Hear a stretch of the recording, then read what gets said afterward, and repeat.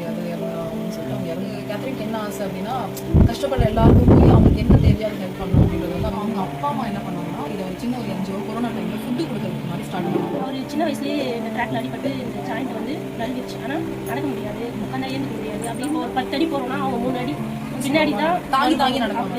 ஆயிடுச்சு. நைட்டெல்லாம் தூக்கம் கிடையாது, ரொம்ப அவஸ்தைப்பட்டார். அப்படி இருந்தும் இந்த ட்ரிங்க்ஸ் நிறைய சாப்பிடாரு. ப்ரைவேட்டில் பார்த்தேன், என்னால் முடியல.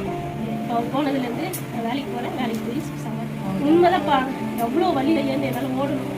ஒரு நாள் லீவ் போட்டால் கூட அவங்க காசு பிடிக்காமல் கொடுக்க மாட்டாங்க, பர்மிஷனும் கொடுக்க மாட்டாங்க.